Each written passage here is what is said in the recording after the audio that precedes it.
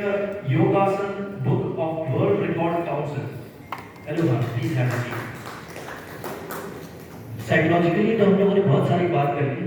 अब योगा और साइकोलॉजी पे बात करते हैं कि किस हिसाब से ये आपकी लाइफ को मैनेज कर रहा है।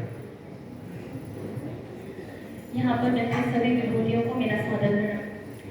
मैं योग परंपरा से आती हूँ। गुरु शिष्य परंपरा से मैंने योग सीखा है और जो हमारा योग निकल कर आया, थोड़ा सा एक इंट्रोडक्शन हम योग का भी ले लेते हैं। जैसे अभी तक हमने सुना होगा जोड़ना, यूनाइट, युष्ट धातु से आया है, पर आपको पता होगा कि वेद, 4 वेदों के नाम हमने सुने हैं। वो 4 वेद कैसे आए? ब्रह्मा जी के चारों मुख से, और ईश्वर रचित है और बहुत ही साइंटिफिक चीजें हर विषय में उसके बारे में लिखी हुई हैं। और योग उपनिषदों से आया है। उपनिषद उसे कहते हैं जो वेद के अंत में लिखा जाता है और जो एक गुरु अपने शिष्य को बताता है, उसके बाद में जो लिखा जाता है वो उपनिषद है। उपनिषद को वेदांत भी कहते हैं। वेद वो है जहाँ पे ब्रह्म ज्ञान का अंत हो जाए, अर्थात वो ब्रह्म का ज्ञान है, वो वेद है, और वहां से योग आया है। योग के विषय में अगर बात करें थोड़ा सा, जैसे कि हम साइकोलॉजी को कैसे मैनेज कर लेना क्या है, आपको पता है एक योगी को योग के 8 अंग महर्षि पतंजलि ने दिए हैं। और महर्षि पतंजलि के अनुसार जो 8 योग है उसमें यम, नियम, आसन, प्राणायाम, प्रत्याहार, धारणा, ध्यान, समाधि। तो बहुत शॉर्ट में समझेंगे। यम अर्थात सत्य, अहिंसा, अस्तेय, परम ब्रह्म, अपरिग्रह। वैसे तो सत्य बोलना कोई हैबिट नहीं बना सकते। सत्य बोलना हमारा कर्म होना चाहिए और सत्य बोलना चाहिए, बट इसको हम ऐसे जानते हैं। नियम की बात करें, रूटीन, डेली रेजिमेंट। आसन अर्थात आसन जिसमें अभी हम बैठे हैं तो अभी हम जागृत अवस्था में हैं और हम सिटिंग पोजीशन में हैं। प्राणायाम अर्थात कंट्रोल ओवर योर ब्रीथिंग, या अपनी श्वास पर आपका कैसा नियंत्रण है।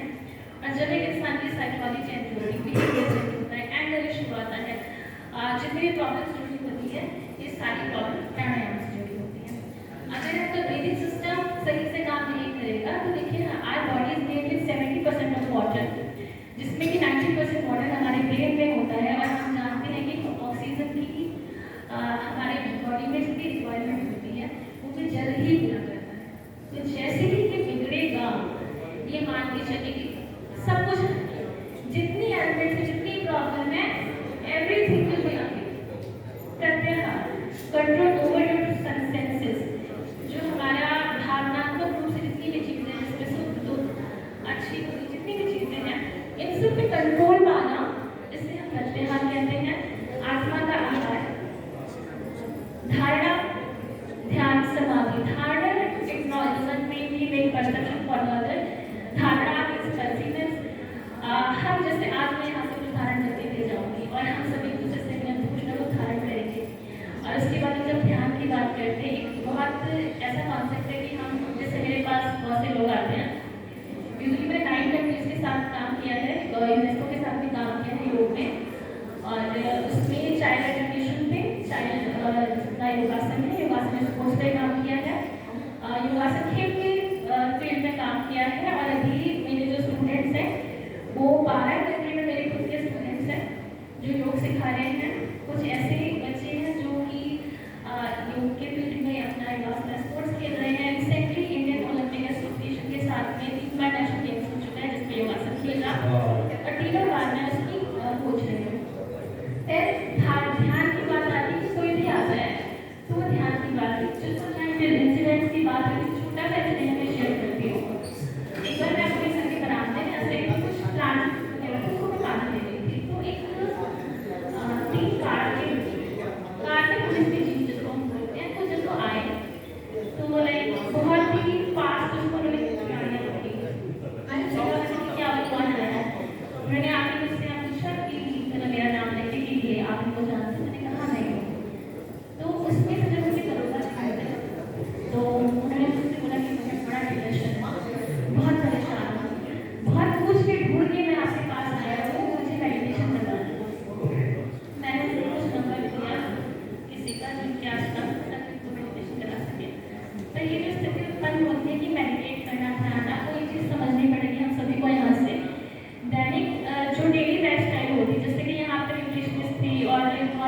योग थे, उन्होंने बात की कि हम ऐसे कर सकते हैं, नीचे जा सकते हैं, टेक्निकली सारी बातें बिल्कुल सही है, यथार्थवादी है।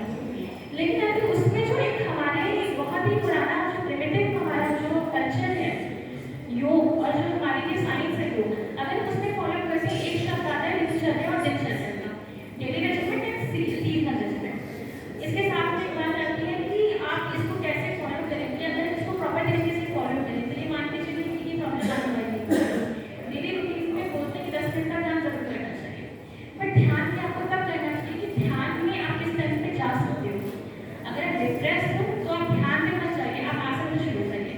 अगर आप डिप्रेशन में होंगे तो कोई ऐसा ध्यान होगा, देखिए वेस्टर्न आसन मेडिटेशन की बात करें तो भावातीत ध्यान है, महर्षि मनीष योगी का दिया हुआ, उन्होंने उस ध्यान में क्या किया कि जो अपने भावों का जो अंत हो जाए, वहाँ पे एक टाइम आता है कि आपके पूरे भाव खत्म हो गए थे, आप उसमें चले गए, तो उसको उन्होंने भावातीत ध्यान का नाम दिया। लेकिन जनरली क्या होता है कि देखा गया है लोग क्या करते हैं कि जब मेडिटेशन में जाते हैं एक थॉट में स्टक हो जाता है, कई बार आप डिप्रेशन में भी जा सकते हो। So that you have to work on your body first, and first of all your body requirement जो वाटर है, it has to be completed properly. Water intake आपका सही होना चाहिए, पोस्चर आपका सही होना चाहिए। देन फिर उसके बाद जब आपके शरीर में जैसे ही जल तत्वों की कमी होती है, वैसे ही आपके ब्रेन में सिग्नल्स आने लगते हैं, ब्रेन आपका अलग तरीके से बिहेव करने लगता है।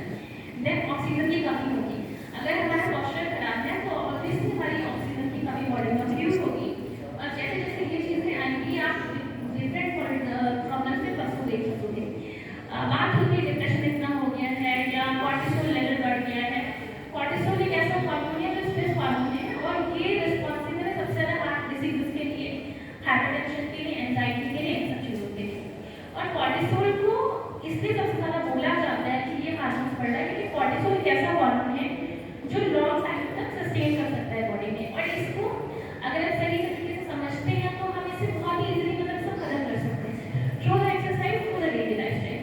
जब आप सुबह सोकर उठते हो, सपोज करिए 6 बजे सोकर उठते हो, तो कॉर्टिसोल लेवल आपके उठने के साथ बढ़ेगा, और ये बढ़ते बढ़ते बढ़ता जाएगा टिल तक 12 PM, 12 बजे तक ये बढ़ता है।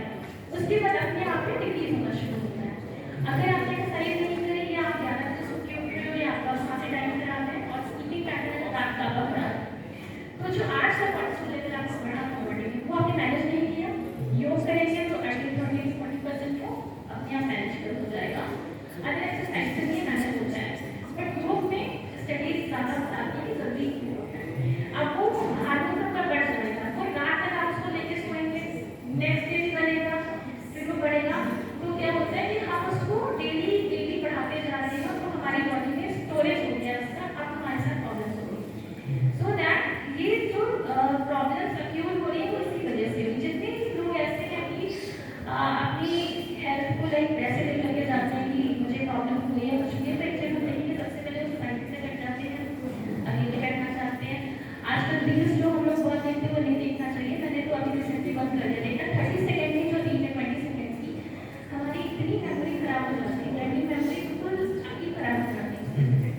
मेरी लाइफ में योग ने क्या योगदान दिया कि जैसे मैं जिस टाइम पे पढ़ाई कर रही थी, तो होता है कि मैंने पहले सोशल करी हेल्थ एंड न्यूट्रिशन से।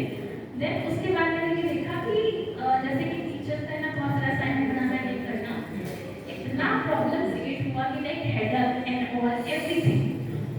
देन एक इंसिडेंट है जिसकी वजह से मैंने योग जर्नी में आई, और उसके बाद मैंने देखा कि जब मैंने योगासन शुरू किया धीरे धीरे एवरीथिंग हैज गॉन, सारी प्रॉब्लम्स खत्म हुई अपने आप। आई थिंक मुझे मेडिसिन की जरूरत नहीं पड़ती, मुझे कभी हेडेक नहीं होता।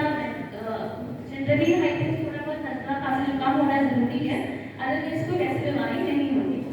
और दूसरी चीज़ ये है कि एक जो बहुत अच्छी चीज़ वो है कि इमोशनली आप इतने स्ट्रांग हो जाते हैं कि कोई भी चीज़ जैसे आपकी लाइफ में हुई, अभी खिलाड़ी की बात हो रही थी वो टेलीविजन पे हुआ, तो आप ये समझ लीजिए योग से इतने स्ट्रांग हो जाते हो, हमें फर्क नहीं पड़ता कि what other people is are thinking about us, वो हमारे बारे में क्या सोच रहे हैं या कुछ कहने के बाद में फर्क नहीं पड़ता, क्योंकि जनरली ह्यूमन नेचर है। और यही आजकल की जो प्रॉब्लम्स है बिटवीन हस्बैंड वाइफ, सबसे ज़्यादा डिवोर्सेस का, ब्रदर सिस्टर का नहीं बनना, दोस्तों का नहीं बनना, तो एक सोशल प्रॉब्लम भी यही है कि हमारा ना सहनशक्ति खत्म हो